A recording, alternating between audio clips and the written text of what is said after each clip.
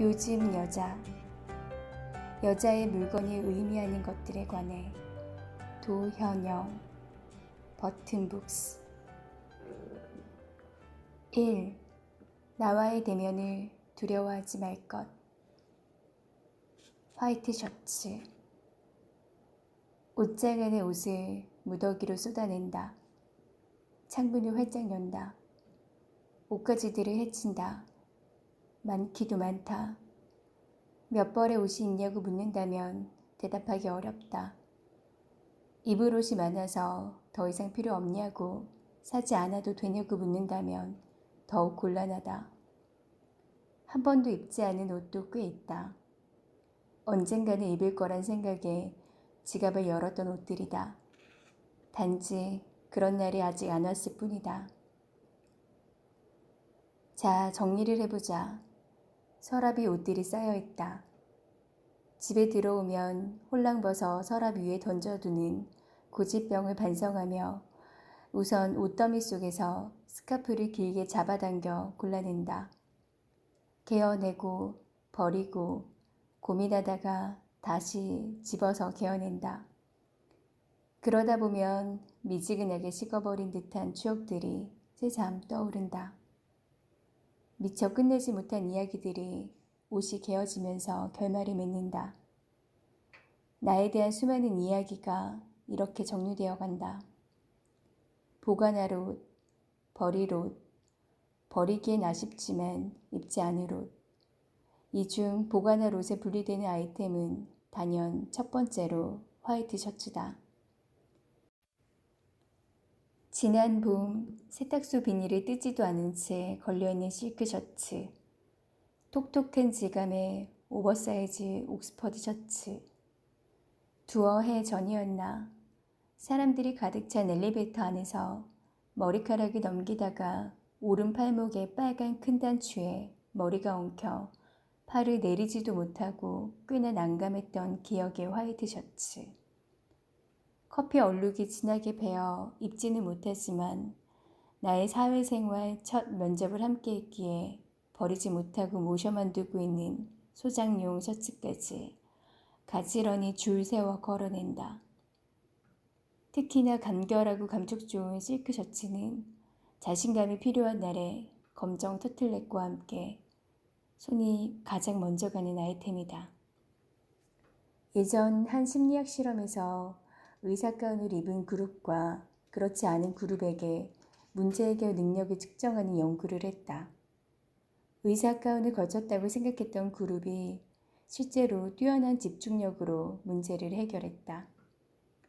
복식 효과라 불리는 이 실험은 실제로 옷이 가지고 있는 상징성이 사람들에게 주는 긍정적 영향을 증명하는 예시가 되었다.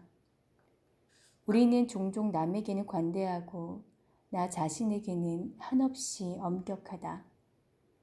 자신이 괜히 초라하게 느껴진다거나 잘해야 한다는 강박 때문에, 그래서 스스로가 입힌 내 마음의 상처는 돌보지 못할 때가 많다. 상처가 덧나는 줄도 모르고 바람도 통하지 않게 덮어놓으려만 했던 내 자신이 두려워질 때 나를 있는 그대로 받아주는 화이트 셔츠가 생각난다. 파리든 뉴욕이든 서울이든 그래서 여자들은 화이트 셔츠를 입는다. 화이트 셔츠를 몹시도 사랑해서가 아니라 화이트 셔츠가 나를 가장 빛내주기 때문이다. 셔츠는 반드시 소매를 대충 걷어 입어야 한다. 카린 로이펠드, 프렌치 보그 전 편집장. 거울. 당신은 하루 중 언제 가장 예뻐 보이나요? 저는 자고 일어나서 부스스한 머리카락에 반쯤 감긴 눈으로 샤워를 하러 들어갈 때가 가장 예쁜 것 같아요. 부럽다. 유명 여배우의 답변이다. 아침 거울 앞 나의 짧은 머리는 어젯밤 감고 그대로 잠들어 버려 뻗쳐 있고 얼굴에 붓기 때문에 눈이 안 떠진다. 사실 아침에는 거울 앞에 서 있을 시간적 여유가 없다. 이불 안에서 끝까지 버티다가 겨우 화장실로 기어들어와 온수가 나올 때까지 기다리는 몇 초간 거울 바라보기가 전부다. 그런데 요즘은 거울에 비친 내 모습이 고맙다. 어젯밤 열심히 일하고 나서 충혈된 눈을 하고 있는 내 자신을 토닥이거나 몸 상태를 체크할 수 있다는 것. 나의 상태를 바로 보여주는 거울이 나를 인지하기 위한 매우 적절한 도구다. 수많은 유명 미술 작품 속에서도 거울은 매우 중요한 매개체이다. 반 고흐가 동생 테오에게 보낸 편지를 보면 좋은 거울을 구입했다고 적었거나 에곤 실레가 어머니에게 받은 큰 거울을 이사갈 때마다 가장 소중하게 다루었다는 이야기는 화가들에게 좋은 거울이 얼마나 중요한지 보여준다. 있는 그대로의 나를 인지할 수 있는 거울. 재미있는 실험이 하나 있다. 실험자에게 왜곡된 거울을 보여주는 것이다. 실제보다 훨씬 길어 보이는 거울을 보여주었더니 실험자는 실제로 자신의 키가 많이 큰 줄 알고 어깨를 구부정하게 가슴을 펴지 못하고 걸어 다녔다고 한다. 보이는 대로 믿는 우리의 속성, 현실 속 자신은 그렇지 않은데 보이는 대로 생각하게 된다. 이때 한 가지 유의해야 할 것이 있다. 그것이 왜곡된 거울인지 아닌지를 혼자서는 알 수가 없다는 것이다. 부지런히 다른 곳에도 비춰보고 그것을 인지하고 느낄 만한 질문을 던져봐야 한다.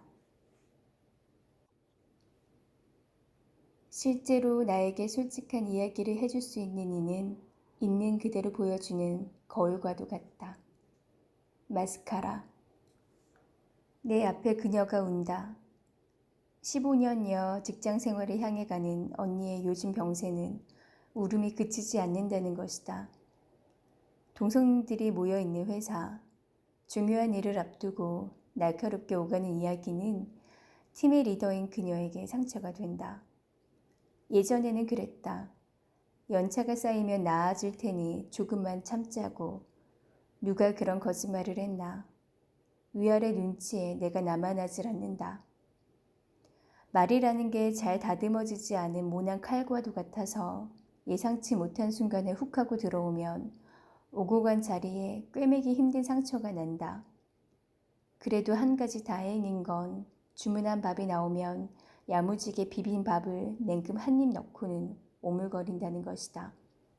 그러고는 이렇게 말한다. 이번에 나온 우리 회사 마스카라 진짜 좋아. 내가 사무실에서 그렇게 펑펑 울었는데 거울을 보니 하나도 번지지 않고 그대로 남아있는 거 아니겠니? 진짜 이번 신제품 자신 있어. 너도 써봐. 방금 전까지 그놈의 마스카라 때문에 일하느라 회사를 못 다니겠다고 울고 불어 퉁퉁 부은 눈이 매우 멋쩍어 보이지만 괜찮다.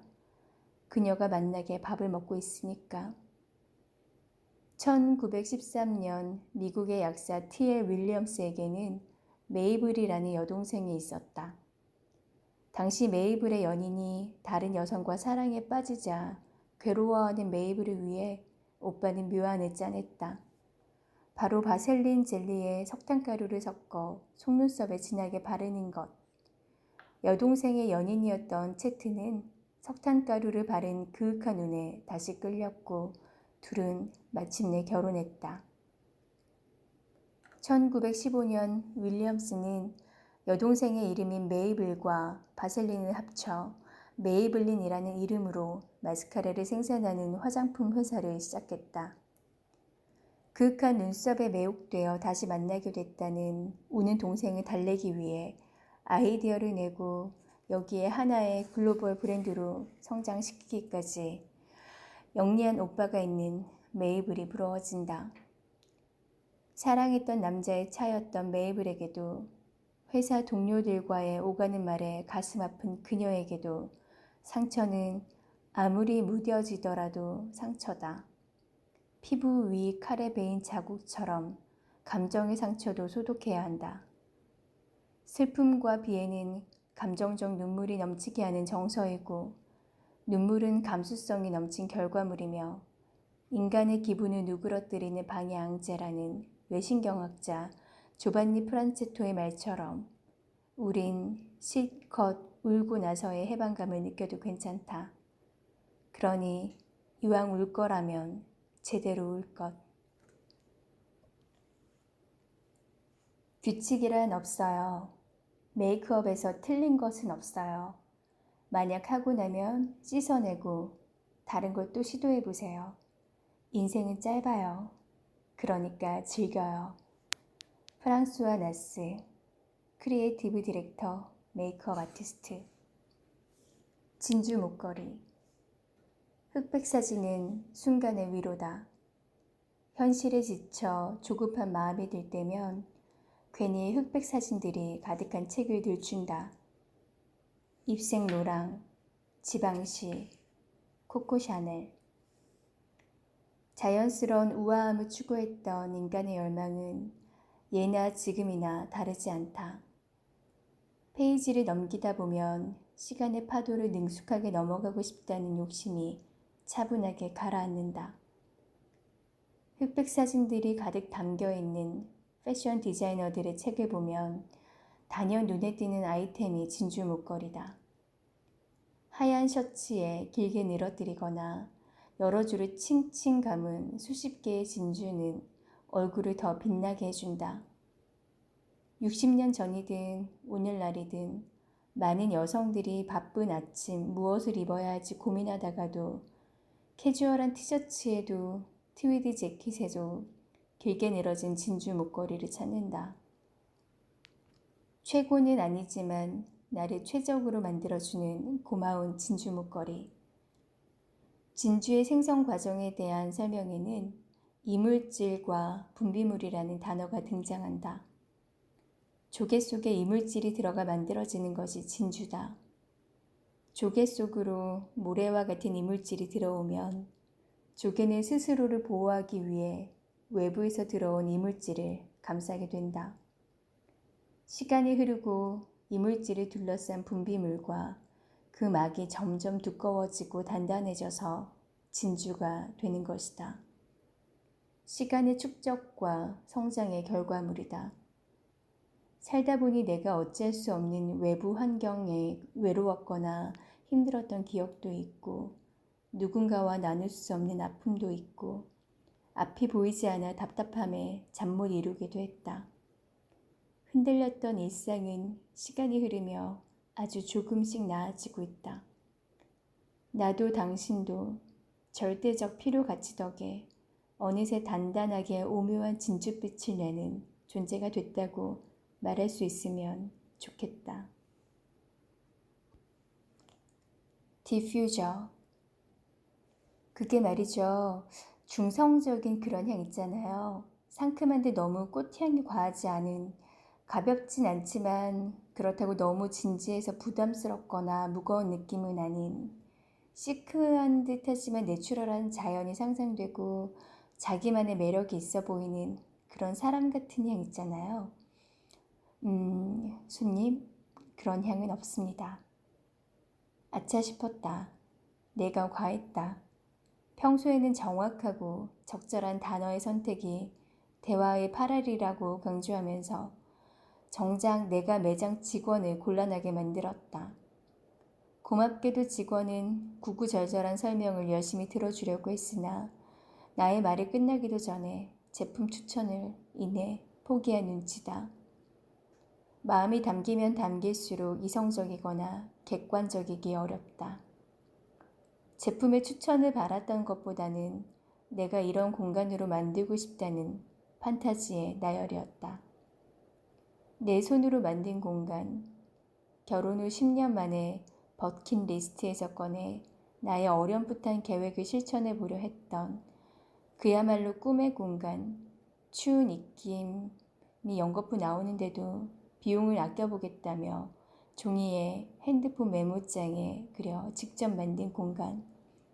욕심처럼 되지 않을 것이라는 걸 진작에 알고는 향으로 그 빈틈을 채워보려 더 안달이 났나 보다. 결국 내가 그토록 구구절절 설명했던 것은 소중한 이들을 초대했을 때 전하고 싶었던 향이다. 그 향은 곧 내 공간이고 나였다.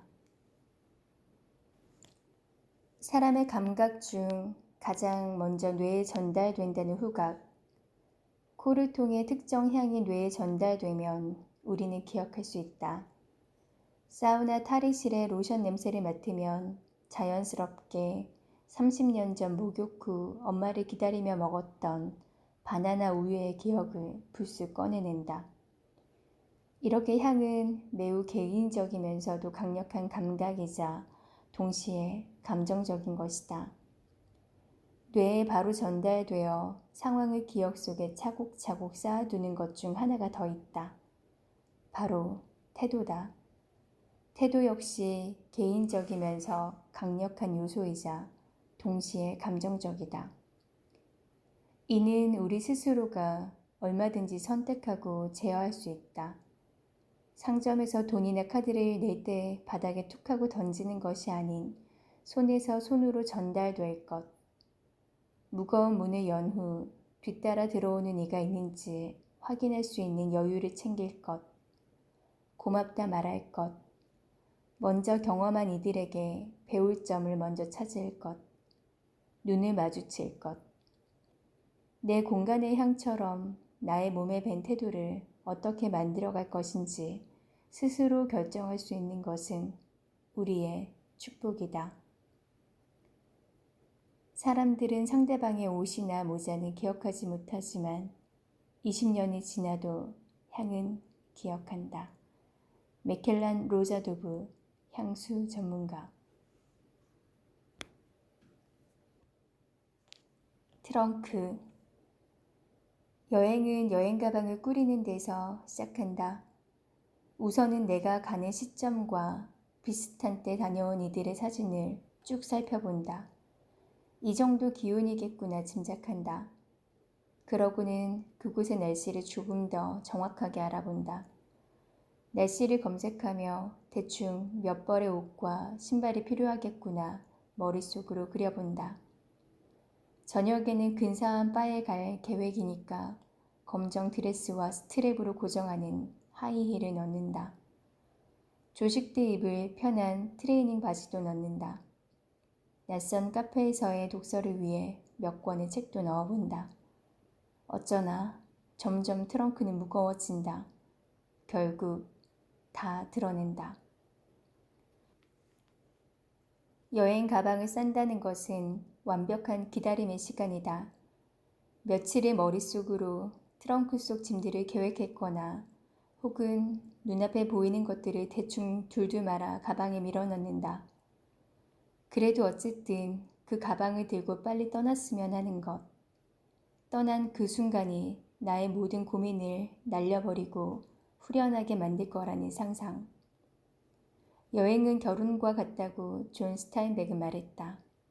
설레고 마음껏 꿈에 부풀었다가 막상 여행지를 가면 약간의 긴장과 낯선 곳에 대한 두려움으로 은근 몸이 불편해지는 것. 여행지에서 뜻하지 않게 강도를 만났거나 여권을 잃어버렸거나 공항에서 내 짐이 분실되어 호텔로 들어가는 길이 매우 허망할 수도 있다. 여행의 즐거움이란 등식은 나의 강박이었을 수도 있다. 가끔은 실제보다 상상이 더 좋다는 것. 준비하는 동안 설렘을 마음껏 느끼고 낯선 동네 어느 방의 창밖에서 들리는 아이들의 웃음소리나 자동차 경적 소리가 반갑다는 정도의 일탈을 바라며 가끔은 가방을 싸는 그 순간을 즐기려 여행을 가려 하는지도 모른다. 가끔은 실제보다 상상이 더 좋다는 것. 준비하는 동안 설렘을 마음껏 느끼고 낯선 동네 어느 방의 창밖에서 들리는 아이들의 웃음소리나 자동차 경적 소리가 반갑다는 정도의 일탈을 바라며 가끔은 가방을 싸는 그 순간을 즐기려 여행을 가려 하는지도 모른다. 때론 즐거웠고 때론 끔찍했던 기억이 나에게 언제 어디서 일어날지 모른다는 기대와 설렘으로 우리는 여행을 계획하고 가방을 싸기 시작한다. 브랜드 창립자 루이 비통이 1854년 프랑스 파리에 자신의 이름을 건 상점을 내면서 처음 선보인 트리아논 그레이 캔버스는 혁신이었다. 당시 여행용 트렁크는 빗물이 잘 흘러내리도록 둥근 형태로 만들었는데 차곡차곡 쌓을 수 없어 불편하고 무거웠다. 목공과 포장 기술을 익힌 루이비통은 바닥이 평평한 사각형 트렁크를 처음 내나 획기적인 인기를 끌었다. 루이비통의 상징인 다미에와 모노그램은 역시 이 가방의 인기에서 비롯됐다. 모주품이 쏟아지니 차별화된 디자인이 필요했던 것. 19세기 산업혁명과 더불어 교통수단이 발달하면서 루이비통은 그에 걸맞는 트렁크를 계속 개발했다. 요트 여행 때 하루에도 여러 번 옷을 갈아입는 여성들을 위해 빨랫감을 따로 넣을 수 있는 가벼운 소재 스티머백을 만들었다. 자동차에 고정하는 트렁크, 기차 좌석 아래 밑에 넣는 트렁크, 비행기에 적합한 가벼운 트렁크가 나왔다. 교통수단이 발달할수록 가방은 가벼워지고 작아졌다. 오늘날 루이비통을 대표하는 핸드백 중엔 1920에서 30년대 여행 가방에서 비롯되는 것이 많다.